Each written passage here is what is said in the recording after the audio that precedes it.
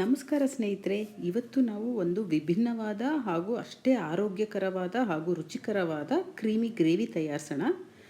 ವಿಭಿನ್ನ ಯಾಕೆ ಅಂತ ಹೇಳಿದ್ರೆ, ಈ ಅಡುಗೆನಲ್ಲಿ ಒಂದು ಸ್ವಲ್ಪ ನಾವು ಎಣ್ಣೆ ಉಪಯೋಗಿಸ್ತಾ ಇಲ್ಲ, ಹಾಗೆ ಈರುಳ್ಳಿ ಮತ್ತು ಬೆಳ್ಳುಳ್ಳಿ ಕೂಡ ಉಪಯೋಗಿಸಲ್ಲ. ತಡ ಮಾಡೋದಕ್ಕೆ ಈಗ ಅಡುಗೆ ಶುರು ಮಾಡೋಣವಾ? ಮೊದಲನೇದಾಗಿ ಹಸಿ ಬಟಾಣಿನ ಒಂದು ಪಾತ್ರೆಯಲ್ಲಿ ಸ್ವಲ್ಪ ನೀರು ಹಾಗೂ ಉಪ್ಪು ಹಾಕಿ ಬೇಯಿಸ್ಕೊಳ್ಳೋಣ. ಮಿಕ್ಕಿದ್ದ ತರಕಾರಿಗಳು ಯಾವುದು ಉಪಯೋಗಿಸ್ತಾ ಇದ್ದೀವಿ ಅಂದರೆ ಬೇಬಿಕಾರ್ನ್, ಬೂದ್ಗುಂಬಳಕಾಯಿ ಹಾಗೂ ಸೀಮೆ ಬದನೆಕಾಯಿ. ಈಗ ಬೂದ್ಗುಂಬಳಕಾಯಿ ಹಾಗೂ ಸೀಮೆ ಬದನೆಕಾಯಿ ಎರಡರದ್ದು ಈ ಥರ ಸಿಪ್ಪೆ ತೆಗೆದು ದಪ್ಪ ದಪ್ಪ ಹೋಳು ಮಾಡ್ಕೊಳ್ಳೋಣ. ಪ್ರತಿ ಸಲ ತೆಂಗಿನಕಾಯಿ, ಈರುಳ್ಳಿ, ಬೆಳ್ಳುಳ್ಳಿ, ಧನಿಯಾ ಪುಡಿ, ಖಾರದ ಪುಡಿ ಹಾಕಿ ಗ್ರೇವಿ ಮಾಡೋ ಬದಲು ಈ ಥರ ನೋಡಿ ತರಕಾರಿಗಳನ್ನೇ ಉಪಯೋಗಿಸ್ಕೊಂಡು ಅದರಿಂದನೇ ಒಂದು ವೈಟ್ ಕ್ರೀಮಿ ಗ್ರೇವಿ ಮಾಡಿದ್ರೆ ಎಷ್ಟು ರುಚಿಯಾಗಿರುತ್ತೆ. ಈ ಎರಡೂ ತರಕಾರಿನಲ್ಲಿ ಔಷಧಿ ಗುಣಗಳು ಹೇರಳವಾಗಿದೆ. ಸೀಮೆ ಬದನೆಕಾಯಿ ಸೇವನೆ ಮಾಡೋದ್ರಿಂದ ನಮ್ಮ ದೇಹದಲ್ಲಿ ಸಕ್ಕರೆ ಅಂಶನ ನಾವು ನಿಯಂತ್ರಣದಲ್ಲಿ ಇಟ್ಕೊಬೋದು. ಹಾಗೂ ಬೂದ್ಗುಂಬಳಕಾಯಿನಲ್ಲಿ ನೋಡಿ ಫೈಬರ್ ಅಂಶ ಅಂದರೆ ನಾರಿನ ಅಂಶ ಜಾಸ್ತಿ ಇರೋದ್ರಿಂದ ಅದರ ಸೇವನೆಯಿಂದ ಮಲಬದ್ಧತೆ, ಅಸಿಡಿಟಿ, ಗ್ಯಾಸ್ಟ್ರಿಕ್ ಈ ಥರ ಸಮಸ್ಯೆಗಳನ್ನ ಕೂಡ ನಿಯಂತ್ರಣದಲ್ಲಿ ಇಟ್ಕೊಬೋದು. ತರಕಾರಿ ಎಲ್ಲ ಹೆಚ್ಚಾಗಿದೆ. ಇವಾಗ ಒಂದು ಕುಕ್ಕರ್ ಪ್ಯಾನಲ್ಲಿ ಈ ಹೋಳುಗಳನ್ನ ಹಾಕೋಣ. ಅದ್ರ ಜೊತೆನೇ 2 ಪಲಾವ್ ಎಲೆ ಹಾಕ್ಕೊಳ್ಳಿ, ಬೇ ಲೀಫ್.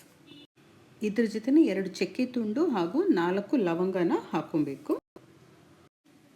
ಗ್ರೇವಿ ಥಿಕ್ನೆಸ್ ಬರೋಕ್ಕೆ ಹಾಗೂ ರುಚಿ ಹೆಚ್ಚಿಸೋಕ್ಕೆ ಇವಾಗ ಒಂದು ಸ್ವಲ್ಪ ಡ್ರೈ ಫ್ರೂಟ್ಸ್ ಹಾಕೊಳ್ಳೋಣ. ಇಲ್ಲಿ ಗೋಡಂಬಿ, ವಾಲ್ನಟ್ ಮತ್ತು ನಾವು ಬಾದಾಮಿನ ನೆನೆಸಿ ಸಿಪ್ಪೆ ತೆಗೆದು ಹಾಕ್ಕೊಳ್ತಾ ಇದ್ದೀವಿ. ಎಲ್ಲ ಒಂದು 4 ಹಾಕ್ಕೊಳ್ಳಿ. ಹಾಗೂ ಖಾರಕ್ಕೋಸ್ಕರ ಒಂದು 2ರಿಂದ 3 ಹಸಿಮೆಣಸಿನ್ಕಾಯಿ. ಒಂದು ಅರ್ಧ ಕಪ್ಪಷ್ಟು ನೀರು ಹಾಕಿ ಇವಾಗ ಕುಕ್ಕರ್ ಮುಚ್ಚಳ ಮುಚ್ಚಿ ಒಂದು 2ರಿಂದ 3 ವಿಸಿಲು ಕೂಗಿಸ್ಕೊಳ್ಳೋಣ. ಇಲ್ಲಿ ತರಕಾರಿ ಬೇಯೋ ಅಷ್ಟರಲ್ಲಿ ಇವಾಗ ಬಟಾಣಿ ಬೇಯಕ್ಕಿಟ್ಟಿದ್ವಲ್ಲ, ನೋಡೋಣ ಏನಾಗಿದೆ ಅಂತ. ಬಟಾಣಿ ಕೂಡ ನೋಡಿ ಪರ್ಫೆಕ್ಟಾಗಿ ಎಲ್ಲ ಬೆಂದಿದೆ. ಒಂದು ಪಾತ್ರೆಗೆ ಇವಾಗ ಬಟಾಣಿನ ಸೋರಾಕೊಳ್ಳೋಣ. ಹಾಗೆ ಇದೇ ಪಾತ್ರೆಯಲ್ಲಿ ಇವಾಗ ನಾವು ಬೇಬಿಕಾರ್ನ್ ತೊಗೊಂಡಿದ್ದೇವಲ್ಲ ಅದನ್ನು ಕೂಡ ಸಣ್ಣದಾಗಿ ಹೆಚ್ಚಿ ನೀರು ಹಾಕಿ ಒಂದು ಸ್ವಲ್ಪ ಉಪ್ಪು ಹಾಕಿ ಇದನ್ನು ಸ್ವಲ್ಪ ಮೆತ್ತಗಾಗೋವರೆಗೂ ಬೇಯಿಸ್ಕೊಳ್ಳೋಣ. ಬೇಬಿಕಾರ್ನ್ ಕೂಡ ಗ್ರೇವಿಗೆ ಇವತ್ತು ನಾವು ಬಟಾಣಿ ಹಾಗೂ ಬೇಬಿಕಾರ್ನ್ ತೊಗೊಂಡಿದ್ದೀವಿ. ನೀವು ಬೇಕಾದರೆ ಮಶ್ರೂಮ್ ಕೂಡ ಉಪಯೋಗಿಸ್ಕೊಬೋದು. ಮಶ್ರೂಮ್ ಕೂಡ ಹೀಗೆ ಒಂದು ಸ್ವಲ್ಪ ಸಾಟೆ ಮಾಡಿಕೊಂಡ್ರೆ ಅದು ನೀರಿನಂಶ ಎಲ್ಲ ಹೋಗುತ್ತೆ. ನಂತರ ನಾವು ಗ್ರೇವಿಗೆ ಅದನ್ನು ಮಿಕ್ಸ್ ಮಾಡ್ಕೊಬೋದು. ಒಂದು 10 ನಿಮಿಷ ಆಗಿದೆ. ಇವಾಗ ಬೇಬಿಕಾರ್ನ್ ಕೂಡ ಸಾಫ್ಟ್ ಆಗಿದೆ. ಇದ್ರ ಜೊತೆ ನಾವು ತರಕಾರಿ ಎಲ್ಲ ಬೇಯಿಸೋಕೆ ಇಟ್ಟಿದ್ವಲ್ಲ ಕುಕ್ಕರ್ನಲ್ಲಿ, ಅದು ಕೂಡ ಪರ್ಫೆಕ್ಟಾಗಿ ಬೆಂದಿದೆ. ಸ್ನೇಹಿತರೆ, ಇವಾಗೇನು ಮಾಡಬೇಕು ಅಂದರೆ ಈ ಪಲಾವ್ ಎಲೆ ಮತ್ತು ಚಕ್ಕೆ ಲವಂಗ ಎಲ್ಲ ಹಾಕಿದ್ವಲ್ಲ ಅದನ್ನು ಬೇರ್ಪಡಿಸೋಣ. ಇನ್ನು ಮಿಕ್ಕಿದ ಪದಾರ್ಥಗಳನ್ನ ನೀರು ಸೋರಾಕ್ಬಿಟ್ಟು ರುಬ್ಬಬೇಕಾಗತ್ತೆ. ಇದು ಬರೀ ಫ್ಲೇವರ್ಗೋಸ್ಕರ ಅಷ್ಟೇ ನಾವು ಹಾಕ್ಕೊಳ್ಳೋದು. ಬೇ ಲೀಫು, ಚಕ್ಕೆ ಲವಂಗ ಎಲ್ಲ ಅದನ್ನೇನು ರುಬ್ಬಬೇಕಾಗಿಲ್ಲ. ಇನ್ನು ಮಿಕ್ಕಿದ ಪದಾರ್ಥಗಳನ್ನ ನಾವು ನೀರು ಸೋರಾಕ್ಬಿಟ್ಟು ಚೆನ್ನಾಗಿ ನುಣ್ಣಗೆ ರುಬ್ಕೊಳ್ಳೋಣ.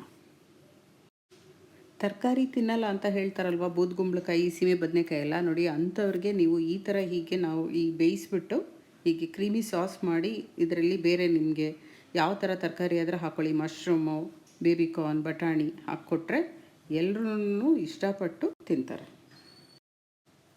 ನೀರೆಲ್ಲ ಸೋರಾಕಿದ್ದಾಯಿತು ನೋಡಿ. ಇವಾಗ ಈ ತರಕಾರಿ ಎಲ್ಲ ಮಿಕ್ಸಿ ಜಾರ್ಗೆ ಹಾಕೋಣ. ಹಾಗೂ ಇನ್ನೊಂದು ಸ್ವಲ್ಪ ರುಚಿ ಹೆಚ್ಚಿಸಲು ಒಂದು ಸ್ವಲ್ಪ ಶುಂಠಿ ಹಾಕ್ಕೊಳ್ಳಿ, 1 ಏಲಕ್ಕಿ ಹಾಗೂ ಒಂದು ಸ್ವಲ್ಪ ಸೋಂಪು. ನೀವು ಹೀಗೆ ಈರುಳ್ಳಿ, ಬೆಳ್ಳುಳ್ಳಿ, ಎಣ್ಣೆ ಉಪಯೋಗಿಸದೆ ಯಾವ ಥರ ರೆಸಿಪೀಸ್ ಮಾಡಿದ್ದೀರಾ ಅನ್ನೋದನ್ನು ನಮ್ಮ ಕಮೆಂಟ್ ಸೆಕ್ಷನ್ನಲ್ಲಿ ತಿಳಿಸಿ. ಶುಂಠಿ, ಸೋಂಪು ಎಲ್ಲ ಹಾಕಿರೋದ್ರಿಂದ ಜೀರ್ಣಕ್ರಿಯೆಗೆ ಕೂಡ ತುಂಬ ಸಹಾಯ ಆಗುತ್ತೆ.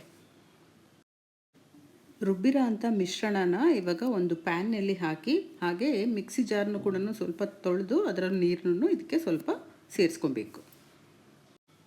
ನೋಡಿದ್ರೆ ಎಷ್ಟು ಚೆನ್ನಾಗಿ ಇದು ಕ್ರೀಮ್ ಸಾಸ್ ಆಗಿದೆ. ಅದು ತರಕಾರಿಯಿಂದನೇ ಈ ಕ್ರೀಮಿ ಸಾಸ್ ಮಾಡಿದ್ದೀವಿ. ಇದರಲ್ಲಿ ಬೂದ್ಗುಂಬಳಕಾಯಿ ಇದೆ, ಸೀಮೆ ಬದನೆಕಾಯಿ, ಹಾಗೆ ಸ್ವಲ್ಪ ಥಿಕ್ನೆಸ್ಗೋಸ್ಕರ ನಾವು ಒಂದು ಸ್ವಲ್ಪ ಡ್ರೈ ಫ್ರೂಟ್ಸ್ ಆ್ಯಡ್ ಮಾಡಿದ್ದೀವಿ. ಅದು ಗೋಡಂಬಿ, ವಾಲ್ನಟ್ ಹಾಗೂ ಬಾದಾಮಿನ ನೆನೆಸಿ ಅದರ ಸಿಪ್ಪೆ ತೆಗೆದು ಹಾಕಿರೋದು. ಖಾರಕ್ಕೆ ನಾವು ನೋಡಿ ಹಸಿಮೆಣಸಿನ್ಕಾಯಿ ಅಷ್ಟೇ ಉಪಯೋಗಿಸಿರೋದು, ಅಷ್ಟೇ ಸಾಕು. ಏಕೆಂದರೆ ನಾವು ಬೇಯಿಸಬೇಕಾದ್ರೆ ಸ್ವಲ್ಪ ಚಕ್ಕೆ ಲವಂಗ ಎಲ್ಲ ಹಾಕಿದ್ವಲ್ಲ ಅದರಲ್ಲೂ ಖಾರದ ಅಂಶ ಇರುತ್ತೆ. ರುಚಿಗೆ ತಕ್ಕಷ್ಟು ಉಪ್ಪು ಹಾಕಿ ಮುಚ್ಚಳ ಮುಚ್ಚಿ ಒಂದು 3ರಿಂದ 4 ನಿಮಿಷ ಲೋ ಫ್ಲೇಮ್ನಲ್ಲಿ ಸ್ವಲ್ಪ ಕುದಿಯಕ್ಕೆ ಬಿಡಿ ಸಾಸ್ನ. ನಂತರ ನಾವು ಬೇಯಿಸಿಟ್ಕೊಂಡಿರೋಂಥ ಬೇಬಿಕಾರ್ನ್ ಮತ್ತು ಬಟಾಣಿ ಎರಡನ್ನೂ ಈ ಮಿಶ್ರಣಕ್ಕೆ ಸೇರಿಸಿ ಎಲ್ಲ ಒಂದು ಸಲ ಕೈ ಆಡಿಸಿ. ಮತ್ತೆ ಇನ್ನೊಂದು 2 ನಿಮಿಷ ಮುಚ್ಚಿ ಬೇಯಿಸ್ಬೇಕಾಗತ್ತೆ. ಯಾಕಂದರೆ ಬಟಾಣಿಗೆ ಮತ್ತು ಬೇಬಿಕಾರ್ನ್ಗೂ ಆ ಸಾಸ್ ಆ ಫ್ಲೇವರ್ಸ್ ಎಲ್ಲನೂ ಹೀರ್ಕೊಬೇಕಲ್ವಾ.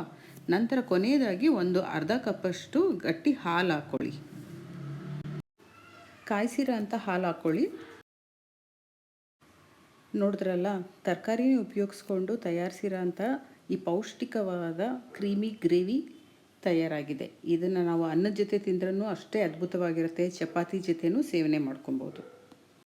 ನೀವು ಕೂಡ ತಪ್ಪದೇ ಈ ರೆಸಿಪಿನ ಟ್ರೈ ಮಾಡಬೇಕು. ಹೇಗೆ ಬಂತು ಅಂತ ನಮ್ಮ ಕಮೆಂಟ್ ಸೆಕ್ಷನ್ನಲ್ಲಿ ತಿಳಿಸ್ಬೇಕು. ನಿಮ್ಮ ಮಕ್ಕಳಿಗಂತೂ ಇದಂತೂ ತುಂಬಾ ಇಷ್ಟಪಟ್ಟು ತಿಂತಾರೆ ನೋಡಿ. ಗಾರ್ನಿಷಿಂಗ್ಗೆ ಒಂದು ಸ್ವಲ್ಪ ಸ್ಪ್ರಿಂಗ್ ಆನಿಯನ್ಸ್ ಹಾಕ್ಕೊಳ್ಳಿ. ನಮ್ಮ ಚಾನಲ್ನ ಸಪೋರ್ಟ್ ಮಾಡಿ ಹಾಗೂ ಸಬ್ಸ್ಕ್ರೈಬ್ ಮಾಡಿ.